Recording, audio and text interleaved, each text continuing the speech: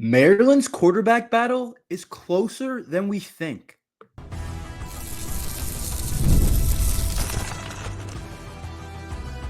You are Locked On Terps, your daily podcast on the Maryland Terps, part of the Locked On Podcast Network. Your team every day. What's up, everyone? I'm Tre Moore, video content creator for 247 Sports and InsideMarylandSports.com, and host of Locked On Terps, part of the Locked On Podcast Network, your team every day. So thank you for making us part of your day. And today's episode is brought to you by the Gametime app. Download the Gametime app, create an account, and use code LOCKEDONCollege for $20 off your first purchase. Terms apply. Maryland quarterback battle is a lot closer than we think it is. I've been going on and I've been thinking, honestly, in my opinion, I thought for the last month or so or two that this quarterback battle wasn't as close as a lot of people thought. That was my thought. But I think that I'm wrong. I think that I am completely wrong. I thought that MJ Morris was honestly clearly the starter. I thought it was clearly MJ Morris. At first, it was a little bit shaky when there was reports going on about some of the spring practices and MJ Morris not playing particularly well. But when we got into the spring game and we got to see the first live action, MJ Morris looked like the best quarterback. And I said it from the beginning. If Coach Locksley wouldn't bring in someone like MJ Morris if he ever believed in Billy Edwards or Cameron Edge. And that's just the way it is. You don't bring in a guy of that magnitude. You don't bring in a guy of that caliber into your quarterback room if you believe that you have a starting Big Ten quarterback already on your team. So I thought there's a bunch of different signs. I watched MJ Morris go out in the spring game and play really well. Even though it was a sample size, he played against the first team defense and he looked good doing it. And I said to myself, he just won offensive MVP the spring game. He looks pretty good doing it. He looks good throwing the ball. And then he's also explosive with his legs. And I was like, I don't see a world where MJ Morris isn't the starter. I don't see that happening. I don't see a world in Maryland Terrapins where he is not starting for the Maryland football team.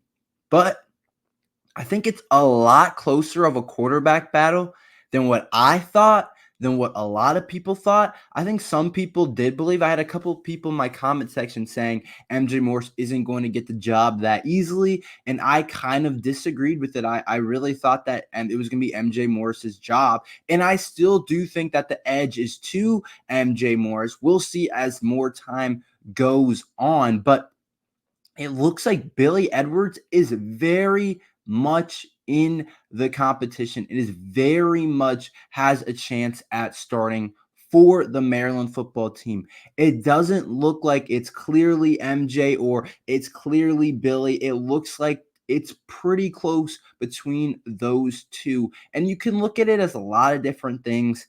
I don't know if I would say it's good. I don't know if I would say it's bad. Honestly, I lean towards it's probably not great that these two guys, I think, are really battling it out, and it's a really close battle, and either one could legitimately win the battle, because either that means a couple of things. Either that means they're both playing maybe decent ball or mediocre ball, but nobody's really kind of separating themselves in that room, or it could mean they're both playing really well. But I tend to lean towards they're both probably playing just decent ball, and no one's really separating in that group. And you can throw Cameron Edge into that group. I said it from the start. I really believe that Cameron Edge should be more in this quarterback battle, but it sounds like it's a two-man race. It sounds like it's a two-man race between MJ and Billy. And I believe that Cameron Edge should have had more of an opportunity to be able to start, to be able to play. And you never know what can happen during the year.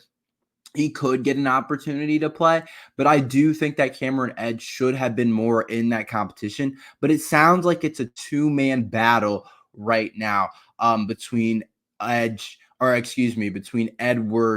and Morris. And it sounds like there's not a lot of separation between the two. And MJ Morris and Billy Edwards are similar, but they're also different in ways.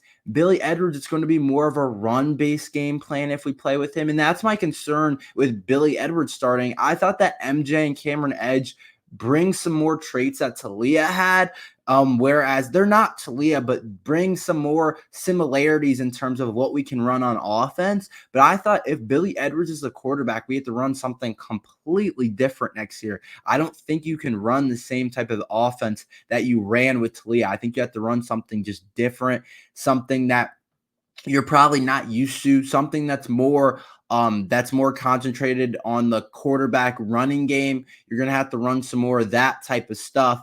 And I think that MJ Morris can do a lot with his legs, but he can do a lot with his arms too. So I thought you got more dual threat with MJ Morris, and that's why I reasonably thought that MJ Morris would be the starter. But it sounds like Billy Edwards' experience has really come out and has led him to play pretty well in some of these summer practices and leading up to the start of the season, which, believe it or not, is a lot closer than a lot of people think. We're going to be starting and playing games soon.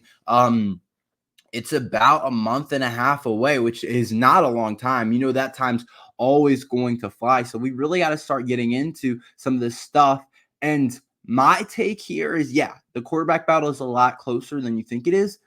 But as well as I think the Maryland quarterback battle could go into the fall season. I think it could go into our actual season, into our actual schedule for Maryland football. And this might not be something that a lot of people want to hear. And this might not be something that is probably best, I would say. I lean towards naming a guy as starter. But if you don't know who your starter is yet, I can see that happening with us going into the UConn and Michigan State game even. I can see in the UConn game him playing both quarterbacks evenly and then see how both of those guys do and then give a guy an upper hand for the Michigan State game. So I think the UConn game is going to be a dress rehearsal, of course, just to see where all the new pieces fit and how everything works. But I think especially for the quarterback room, you could be looking at a dress rehearsal where both guys play. Maybe both guys get 4 or 5 series or 3 series, something like that. And maybe even Cameron Edge gets a series or 2 to see kind of who has the edge in the actual gameplay. Because playing well in practice is one thing, but playing well in the actual games is another. And I think that's going to be you're going to see it with your eyes to see how close that quarterback battle is to the fact that if it wasn't close, I bet he would name a starter before the UConn game. And he totally could still name a starter in the UConn game. But I'm starting to believe that it's a lot closer than we think. And I think that there is a real shot that it goes into the season. Now, if we go into that UConn game and they both look similar and we go into the Michigan State game and he's still like, I'm going to play both guys, then that's where I start to say we're going to be in trouble. Because I've never been a fan of playing 2 quarterbacks. I've never been a fan of still trying to figure it out in terms of if you're doing in the UConn game, it's fine because UConn's not going to be good. We should beat them by 20, 30 points, and it shouldn't really matter what we do, and that's the time to do it. But Michigan State, if we're not allowing either guy to get in a rhythm and MJ Morris gets 3 series, Billy Edwards gets 3 series, something like that, whatever it may be, you're playing Michigan State.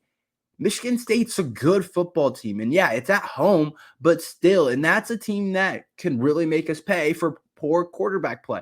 So if it goes into the season, I'm hoping and praying that after that first week against UConn at home, we know what we're doing. We know that MJ, Billy, maybe even Cameron Edge gets his name in that conversation in the quarterback battle. But I'm hoping that either one of them is chosen to be the starter because I don't like playing both guys in big games. There's been I remember a couple of examples in the past college football where coaches haven't decided who their starter is. And sometimes it's like a pretty big game. I remember Clemson, Trevor Lawrence and Kelly Bryant, they were going back and forth between who was going to be the starter, and they were playing legitimate competition, and both guys were out there playing in those types of games. And I remember there's the Tua situation. Of course, brother of Talia. Most people think of it as the other way around and think of Talia as brother of Tua, but we're going to think about it in the Maryland way. Brother of Talia, Tua Tagovailoa, has I remember when he was competing at Alabama after his crazy national championship game where he brings Alabama back, and you guys all know that story, where him and Jalen Hurts were both getting reps in the first couple of games before Nick Saban was like, Tua is going to be the starter or whatever. And so that's kind of why it's like I've seen some of those situations, and they work at some places, and maybe it worked for Clemson and figuring out that Trevor Lawrence is that guy. But at the same time, it's like this isn't the same situation. It's not like we have some 5-star freshman that's supposed to be the next big thing, and it's like it's really the quarterback competition, and playing them both is really just an excuse to give the freshman time to get in and be the starter. Like, this is two guys that Billy Edwards, honestly, is a veteran now, even though he hasn't played a lot, and MJ Morris has some experience. So I don't think it's that kind of really situation. And so I think that it could go wrong if we end up playing two guys in the season. But I think that if Billy Edwards isn't the starter, there's a world where there's packages and there's things that you can do with Billy Edwards that can still benefit the team. And I think on goal lines at 4th and 1, 3rd and 1s, Billy Edwards sneaks are going to go. So I think that Billy Edwards still has a role. I think there is a shot that if Cameron Edge could be out of here after he loses the battle, and Billy Edwards too, or MJ Morris, if whoever loses the battle. And I think that's definitely something that we have to look out for in this quarterback battle. So it'll be interesting to see what happens. But I do think that this quarterback battle is closer than a lot of people think. And I don't really know when Coach Loxley is going to decide on who the starter is. And I reasonably think that it could go into the season. Let's talk more about some guys who aren't getting enough credit going into the year, but are super important to this team this year. I will talk about that after this ad from eBay Motors.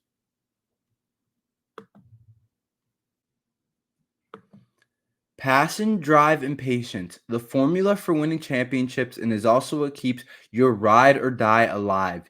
eBay Motors has everything you need to maintain your vehicle and level it up to peak performance. From superchargers, roof racks, LED headlights, and more. Whether you're into speed, power, or style, eBay Motors has you covered with over 122 million parts for your number one ride or die. You'll always find exactly what you're looking for, and with eBay Guaranteed Fit, your part is guaranteed to fit your ride every time or your money back. Because with eBay Motors, you're burning rubber, not cash. With all the parts you need at the prices you want, it's easy to make your car the MVP and bring home a win. Huge wins. Keep your ride or die alive at ebaymotors.com. Eligible items only. Exclusions apply. eBay Guaranteed Fit, only available to U.S. customers. There's some guys on this team that rarely get talked about, but are guys that are going to be huge impacts on this team next year that I think deserve a little bit more chatter going into this year because of the level of players that they are. A lot of them are starters. A lot of them are going to play a lot for Maryland football, and I think they deserve a little bit more talk. I'm going to give you guys a couple of guys that I think deserve a little bit more talk that are going to have a chance to be really big-time players this year and have been blessed with a really big opportunity. I'm going to start with Caleb Wheatland. Caleb Wheatland, I don't know if anybody on this team has benefited more from players transferring away than Caleb Wheatland has. And of course, we never want players to transfer. And I'm guessing that the players don't ever want players to transfer on their own team. But there's probably some, if there's a guy ahead of you and he transfers, there's probably some mix of emotions if you guys understand what I'm saying. But Caleb Wheatland, I'm not saying has those types of emotions, but I'm saying nobody has benefited more from Caleb Wheatland than Caleb Wheatland from different players transferring out of Maryland. First of all, we lost Jayshawn Barham, our all Big Ten type of linebacker, a guy that's going to be probably have a chance to go pretty high in the NFL draft, probably in the first 3 rounds type of guy. We lose him in our linebacker room to Michigan. He'll probably be a really good player on the Michigan defense. And then we also just lost Fanaje Gote in our linebacking room to Auburn. So we lost two linebackers to two really big time programs, an SEC program and one of the best in our Big Ten conference in Jason Barham and Gote. So looking at our linebacker depth, and originally, if everybody's back in that room, Ruben Hippolyte and Jason Barham are the starters on our team. And yeah, we like to get multiple guys in. We like to play multiple guys, but those guys are going to get a lot of snaps for us, and it would make sense. And that probably would have been one of the best linebacking duos in the entire Big Ten. But since those, he transferred out, and then Gote was another piece that he provided depth in that room and definitely took some of Caleb Wheatland's snaps. He was another guy that left. So I'm looking at Caleb Wheatland as a guy we don't talk about a ton, but he's been a guy that's played a good amount since freshman year that is going to be lining up and starting next to Ruben Hippolyte. And I think that's totally fine. I feel comfortable with Caleb Wheatland starting. There's been games where he started. I've seen him start for Maryland football. So I like Caleb Wheatland's game. He's played since he's been a freshman. He's always gotten time, and he's never been a flashy type of player. He's similar to Gote in some ways, where it's not super flashy with him. He's not going to do anything where I'm like, oh my gosh, like that's like a freak. Like that's wow, he really showed some traits that you don't usually see, some athletic tools that you don't normally see. But he's a consistent type of guy that just down to down is going to make the right play over and over again and be in the right spots. And we need a guy like that in our linebacking room, especially with some of the inexperience that we have in our secondary. And so now I'm looking at Caleb Wheatland as more. He went from more of a young player. Now he's more of a veteran in that room that's been playing since he's been a freshman. He's a junior now. Like this kid's been around for a second. So I'm looking at Caleb Wheatland as a guy that he has to take the next step, but he's a guy that we don't talk about a ton. I don't see anybody talking about a ton, but he's a starting linebacker for us in the Big Ten, and he's a really good player. So I'd like to see him get a little bit more talk, but I think he's an important player. And the next player I'm going to talk about is Glendon Miller. I feel like Dante gets all the talk in that safety room, and Dante's a really good player. There's a reason he gets a lot of talk, but Glendon Miller is a guy that had a really good season last year, played the slot for us, and showed versatility because we know he's a safety, but Glendon Miller is going to be a starting safety for us. He's probably, I'm going to go ahead and say it, most underrated safety in the Big Ten. Not a lot of people are going to know about Glendon Miller going into the year, but after the year, I bet a lot more people will know about Glendon Miller because he has everything you want. Kid is 6'4". He's long as heck. Like, he's got some of the longest arms on the team, I feel like. And he's just a really good football player. I had a couple interceptions last year in the slot. Had some really good games. Had some pass deflections. He's lanky. He's long, like I said, and having him back at safety at his natural position next to Dante, I'm excited to see what he can do because he's rangy. He can cover a lot of ground. We've seen him play up in the box last year with him being in the slot a lot. He had to defend against the run and different things. And so I'm excited to see Glendon Miller get back to his normal position. And I think that's something that we haven't talked about. He played out of position last year and still did really well.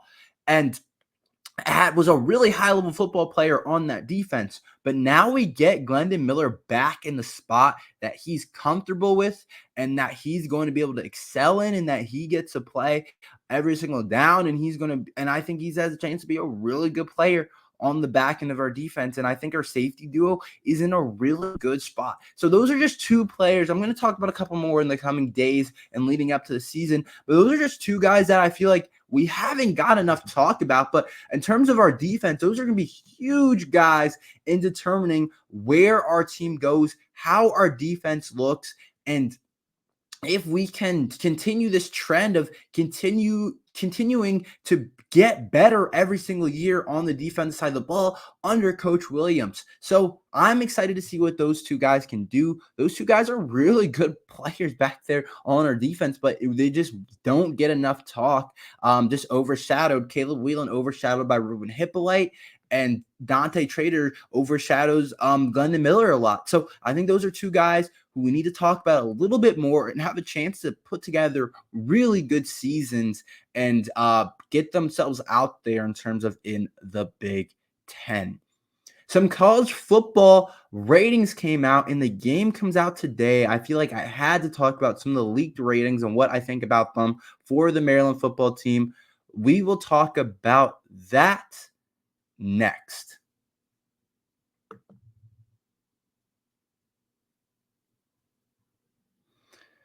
So a couple of ratings came out for some of these college football Maryland players. The game comes out today, so we'll get a full list of the ratings. If you guys want me to break some of those down, then let me know. But we saw about 4 players: MJ Morris, Cameron Edge, Jalen Husky, and Leonel Whitaker are one of our cornerbacks. And so these are a couple of the leaked ratings. I think when some of the streamers that get the game early go through some of the game plans, you can see some of the ratings. But it's interesting, some of these ratings. It's really interesting because it's like, I don't want to say they didn't have somebody an expert in terms of Maryland football making the ratings, but the ratings are interesting for sure. So we'll talk about the quarterbacks last, but 2 quarterbacks we got to see the rating. But Jalen Husky ended up being an 84, which I think I don't want to say is too big of a number for Jalen Husky. I expected him to be like an 80, 81 if we were lucky, but an 84 for Jalen Husky is a really good player. That's a really good spot for Jalen Husky. I think that I just thought he would be a little bit lower. I thought coming from Bowling Green, they wouldn't give him all the credit that he deserved. But when guys get rated higher than I think they are, I'm not going to complain because clearly they view him as a really good player. 84 is like a really solid player, especially from someone coming from a school like Bowling Green. So Jalen Husky getting an 84, I think, is honestly awesome for Maryland football and the ratings. I think they really respected Jalen Husky with him getting an 84. And I think he has a chance to put together a really good year in the Big Ten. He hasn't played at quite this level yet. And he has a chance to play in some of the better receivers in the country. And I want to see how he plays. And he was one of our biggest pickup, if not the biggest pickup in the portal. And so I'm excited to see what Jalen Husky can do. But an 84 for Jalen Husky, I think, is a really good spot for him. Now, this is the thing. Lionel was a 78. Which is really interesting for a couple different reasons, because I think they had him as our second highest rated corner, which is weird because he's not projected to be starting outside. That's Perry Fisher is expected to start outside. I don't know if Lionel will play in the slot. I don't know exactly, but this is where I'm like, I don't know if they know exactly what they're doing with the depth chart. Because Lionel's rated at 78, which is, I think, a good number for him, honestly. For a guy that hasn't played a ton, a 78 for Lionel, I really do think is a pretty good number for a guy like that, for him to be rated there. I think that's a good spot for him. I would have probably thought he was closer to like a 72, 73. Like, honestly, I think that's a really good number for him, especially for a guy that hasn't gotten a whole lot of talk. And I know 78 is not anything crazily high. I just didn't think they would give him that type of rating for Lionel. I would want to know what the reasoning is. But now on to the quarterbacks quickly. MJ Morris and Cameron Edge. We were able to see their rating.